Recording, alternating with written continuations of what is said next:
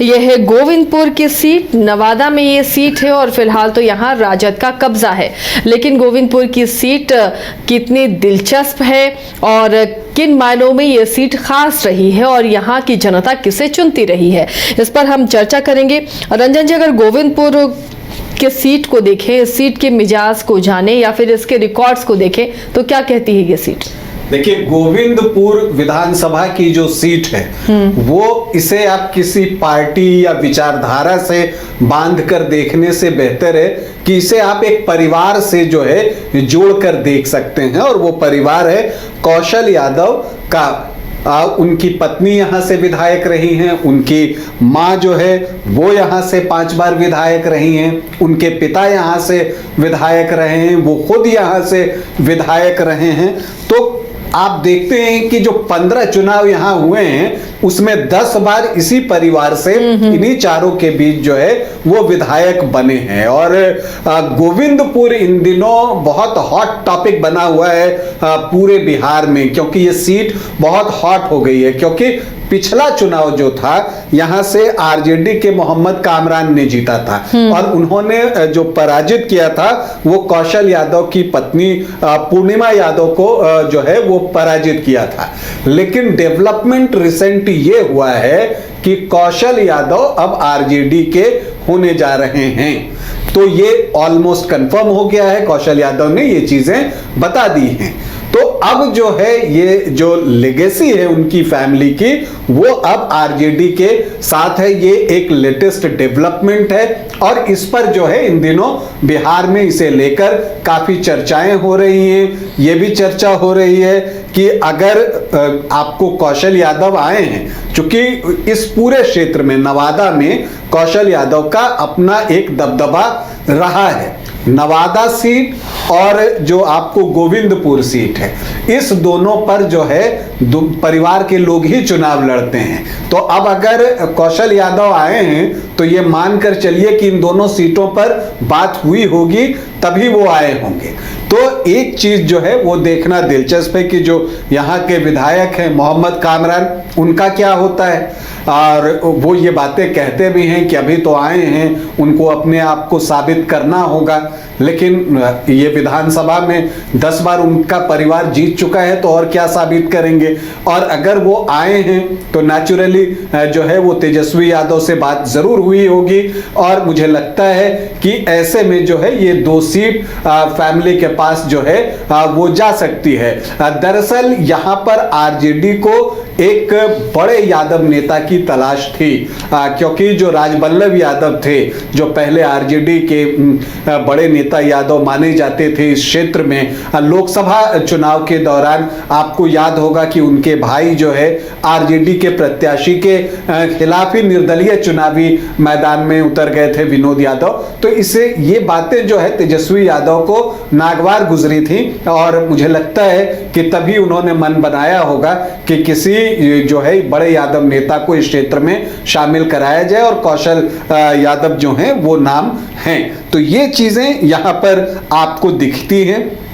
अब अगर हम यहाँ के चुनावों की बात करें तो गोविंदपुर में 15 चुनाव जो है वो हो चुके हैं और जिसमें अगर आप देखिए तो कांग्रेस को 6 बार सफलता मिली है, लोकतांत्रिक कांग्रेस 1 बार जीती है, जेडीयू को भी 1 बार सफलता मिली है, आरजेडी 2 अवसरों पर जीतने में कामयाब हुआ है, जनता पार्टी 1 बार यहां से जीती है और जनता दल को भी 1 बार सफलता मिली है और निर्दलीय 3 बार यहां से चुनाव जीते हैं। और ये निर्दलीय 3 कौन है?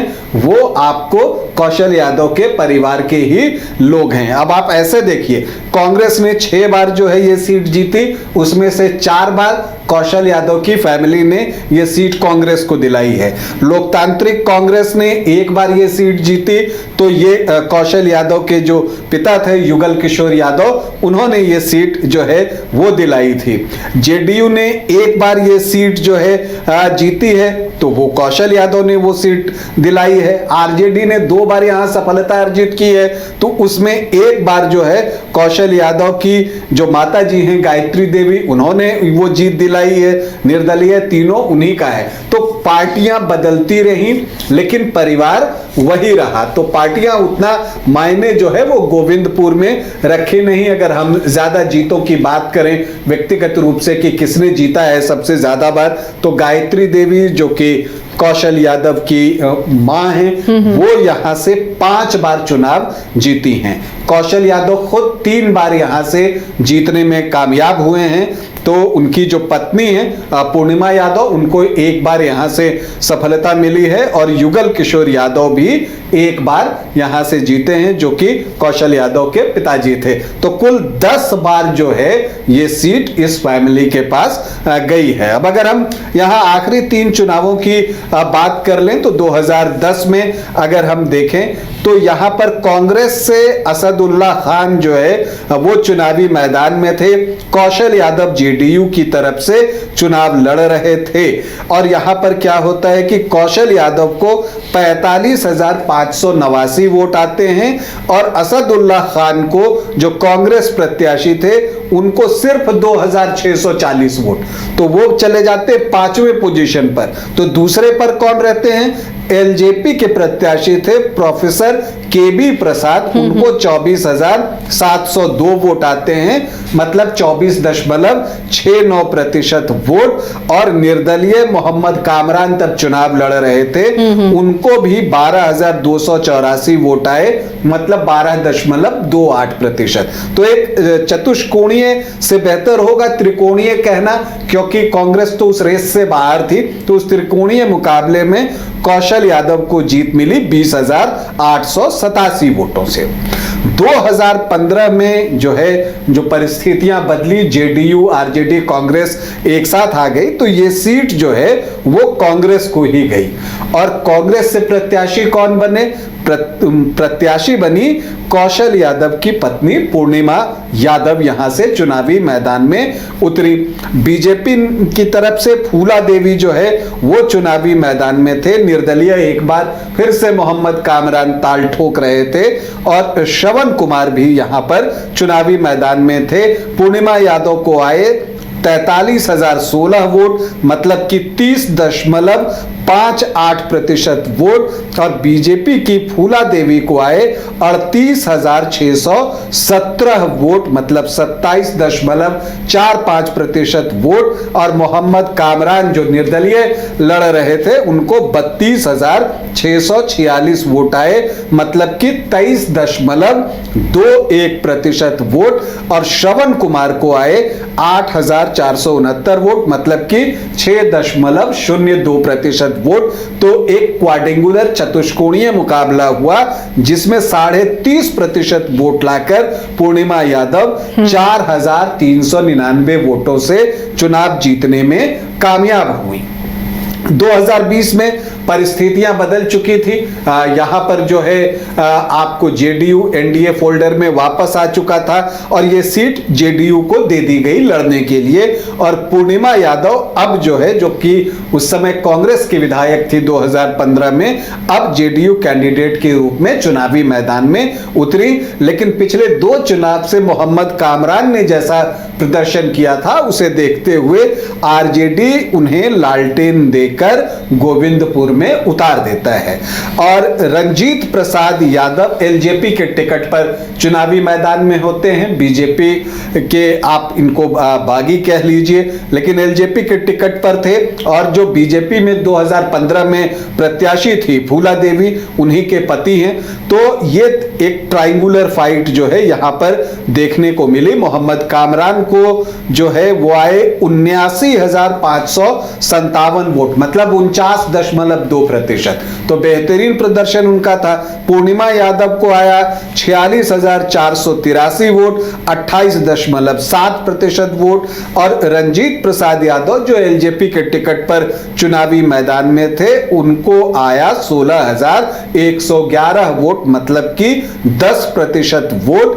और यहां पर मोहम्मद कामरान जीते 33,074 वोट से। तो एक बड़े मार्जिन की जीत थी। लेकिन अब इस बार तो परिस्थितियां बदल गई हैं और ये अब एक चैलेंज भी है आरजेडी के लिए, अगर आप कहिए कि वो किसे अपना प्रत्याशी बनाए, क्योंकि कौशल यादव का परिवार जो है वो अब आरजेडी में आ रहा है। तो यहां पर मोहम्मद कामरान ने पिछली बार जो है बड़ी जीत दर्ज की थी, मुस्लिम विधायक हैं, वो भी एक चीज जो है आरजेडी को देखना होगा। इतना आसान नहीं होगा आरजेडी के लिए भी कोई फैसला लेना। तो ये तो तय है कि इन्हीं दोनों में से कोई एक यहां पर कैंडिडेट होगा, या तो कौशल यादव की फैमिली से खुद कौशल यादव लड़े या पूर्णिमा यादव लड़े, और एक मोहम्मद कामरान। तो इन्हीं तीन में से कोई एक जो है वो गोविंदपुर में आरजेडी का प्रत्याशी होने जा रहा है। लेकिन यह फैसला आसान नहीं है तेजस्वी यादव और आरजेडी के लिए।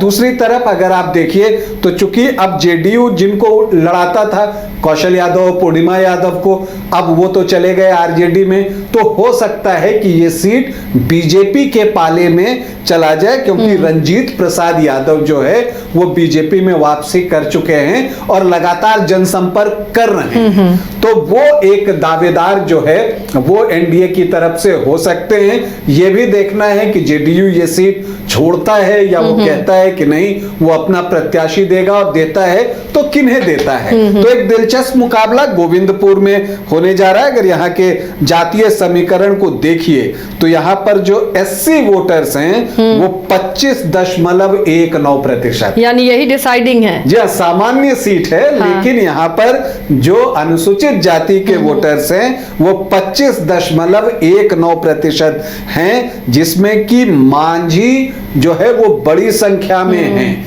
उनकी संख्या अच्छी है, तो यहाँ जीतन राम मांझी का भी रोल जो है वो महत्वपूर्ण होगा। तो क्या ये एम-वाई समीकरण के साथ मिलते हैं या फिर?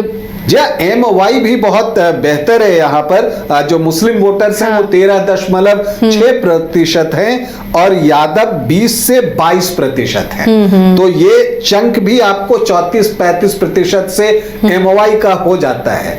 असल में पीछे अगर आप देखें तो आरजेडी के नाम जो आपको सिर्फ 2 सफलता दिखती है और एक बार कौशल यादव परिवार की ही सफलता दिखती है, तो उसकी एक वजह यह भी थी कि यादव वोट कौशल यादव की तरफ भी चले जाते थे, तो ये इसका नुकसान होता था। लेकिन इस बार जो है यहां पर यह देखना है कि जो एमओवाई है वो 34 से 35% के आसपास है। और अब यह देखना दिलचस्प होगा कि बीजेपी या एनडीए या जेडीयू किस जाति से प्रत्याशी बनाता है, क्योंकि उसकी भी कोशिश होगी कि वो एमओवाई वाले चंक में ही जो है वो सेंधमारी करे, तब इधर उसके जो परंपरागत वोटर हैं उसके साथ वो यहां पर जीत की तरफ बढ़ सके। यहां पर भूमिहार जो है वो 7 से 7.5% हैं, राजपूत 2.5 से 3% हैं और ब्राह्मण भी 1.5-2% के आसपास हैं। तो सामान्य जाति के वोटर जो हैं वो 10 से 12% के आसपास हैं। कोयरी कुर्मी 10 से 12% हैं,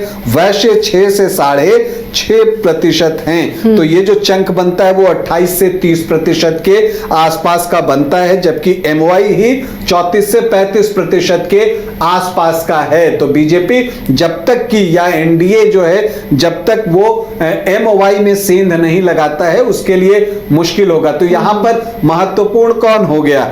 एससी वोटर्स 25.19% वोट। अब जीतन राम मांझी और चिराग पासवान कितना वोट ट्रांसफर करवा पाते हैं एनडीए की तरफ, उस पर यहां का परिणाम जो है वो बहुत कुछ निर्भर करेगा। और यहां पर अन्य अति पिछड़ी जातियां भी जो हैं वो अच्छी संख्या में हैं, वो किस तरफ शिफ्ट होती हैं उस पर जो है गोविंदपुर का परिणाम निर्भर करेगा। लेकिन गोविंदपुर हॉट सीट हो गई है और आप मानकर चलिए कि अब यहां पर एनडीए भी बहुत दम लगाकर चुनाव लड़ना चाहेगा। दूसरी तरफ आरजेडी के सामने चैलेंज होगा कि वो किसे प्रत्याशी बनाता है, मोहम्मद कामरान को या कौशल यादव के परिवार से किसी को, या मोहम्मद कामरान को कहीं और शिफ्ट किया जाता है। ये बहुत सारी चीजें हैं, जैसे जैसे वक्त गुजरेगा चीजें और स्पष्ट होंगी और तब इसका और बेहतर ढंग से विश्लेषण किया जा सकेगा। चलिए, तो इतनी आसान राहें नहीं है राजनीतिक पार्टियों के लिए भी अब विनिंग कैंडिडेट को किसी सीट से हटाना, उसके बदले दूसरे को देना या उसके लिए कोई और दूसरे विधानसभा का चयन करना। काफी दिलचस्प मुकाबला इस बार बिहार का होगा और इस पर हमारी नजर भी टिकी रहेगी।